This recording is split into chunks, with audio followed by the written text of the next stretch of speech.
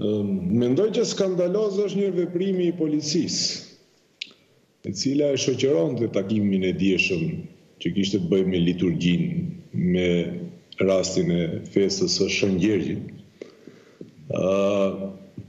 Institucionet shtetërore asesi nuk guxojnë të sillen konform rregullave dhe festave të cilët i kanë bashkësitë ndryshme fetare këtu në vend. Institucionet shtetërore duhet të respektojnë ligjin. Dhe ajo që duhet të ndihet në këtë situatë është që përpara ligjit duhet gjithë të jenë të barabartë, pa marrë parasysh a bëhet fjalë për bashkësi fetare apo bëhet fjalë për qytetar.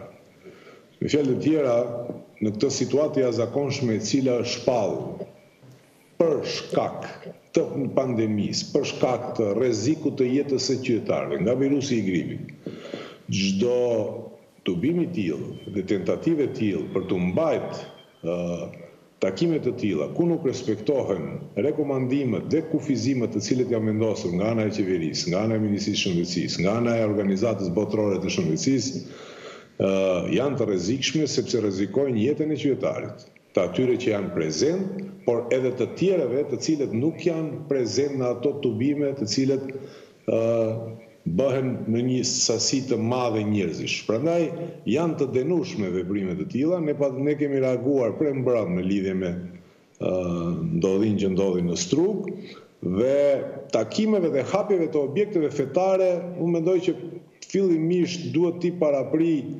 rekomandimet nga ana e qeverisë. Fillimisht duhet bërë rekomandime se si duhet të ngjajë kjo hapje e objekteve fetare, sa duhet të rrinë në distancë nga njëri tjetri besimtarët kur shkojnë qoftë në kisha, qoftë në xhamia, dhe pse jo, unë e kam thënë qëndrimin tim që paralelisht me zbutjen e masave dhe me uljen e ritmit të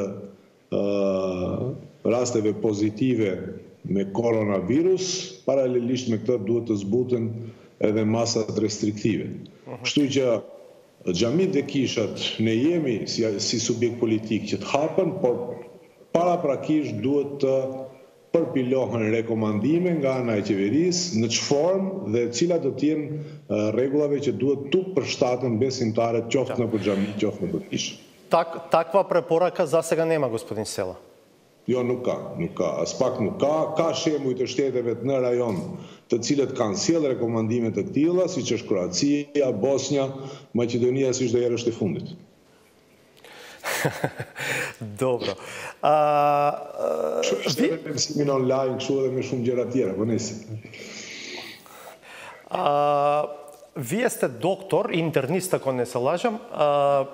Сега го осудувате тоа што се случи вчера во Струга, веројатно покрај тоа што ќе чекаме да видиме што ќе направи обвинителството, кое што соопшти дека отворило предмет по допрен глас, дали ќе има евентуално друга некаква политичка или дисциплинска одговорност за луѓе од полицијата. Како доктор сакам да ве прашам, например, дали треба сите овие што вчера ги видовме на литијата да одат во двонеделна изолација?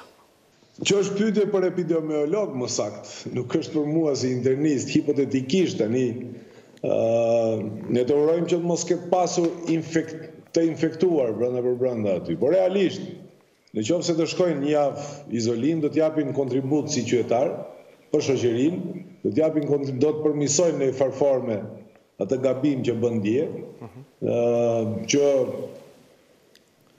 u bën një element rreziku në mënyrë që të shpërndahet akoma më tepër virusi, në mënyrë hipotetike, se nuk mund ta dimë ka pas të infektuar kanë vërbrend. Kështu që, nëse kanë vetdije qytetare, do t'i nënshtrohen vetë izolimit, ato qytetar duhet të jetë në dorën e tyre.